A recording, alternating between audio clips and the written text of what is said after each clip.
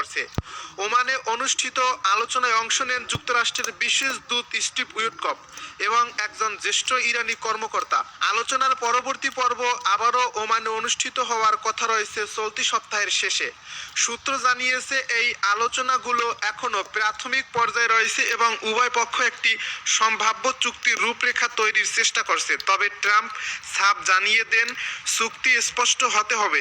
সূত্র জানিয়েছে এই আলোচনাগুলো এখনও প্রাথমিক পর্যায়ে রয়েছে এবং উভয় পক্ষ একটি সম্ভাব্য চুক্তির রূপরেখা তৈরির চেষ্টা করছে। তবে ট্রাম্প সাফ জানিয়ে দেন চুক্তি স্পষ্ট হতে হবে। ইরান কোনোভাবেই পারমাণবিক অস্ত্র রাখতে পারবে না, এটিই চূড়ান্ত।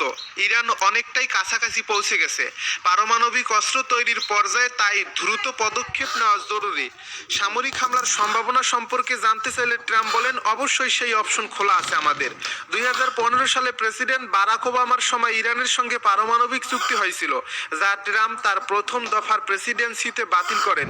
বাইডেন প্রশাসনের সময় কিছুটা আলোচনা হলেও তা দৃশ্যমান অগ্রগতি আনতে ব্যর্থ হয়। বিশ্লেষকেরা বলছেন, যুক্তরাষ্ট্র এখন একটি সূক্ষ্ম কূটনৈতিক ভারসাম্য রক্ষার চেষ্টা করছে, যেখানে একদিকে রয়েছে কূটনৈতিক সমাধানের প্রত্যাশা, অন্যদিকে রয়েছে ইরানের পারমাণবিক উচ্চ আকাঙ্ক্ষা থেকে উদ্ভূত নিরাপত্তা হুমকি।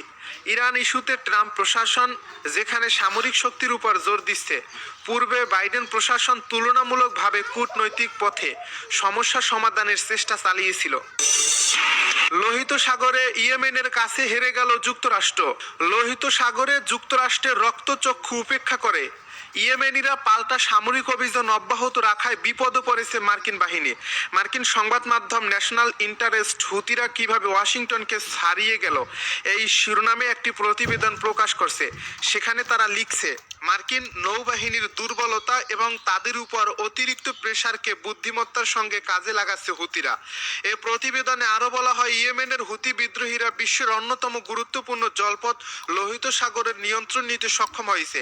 এই জলসীমায় এখন আর যুক্তরাষ্ট্রের নিরাপত্তা কাজ করছে না। ন্যাশনাল ইন্টারেস্টের মতে, মার্কিন নৌবাহিনী এবং তার মিত্রদের ব্যাপক হামলা সত্ত্বেও ইয়েমেনিরা লোহিত সাগরের জন্য হুমকি হয়ে দাঁড়িয়েছে এবং প্রায় 2 বছর ধরে কৌশলগত এই জলপথ অবরুদ্ধ করে রেখেছে।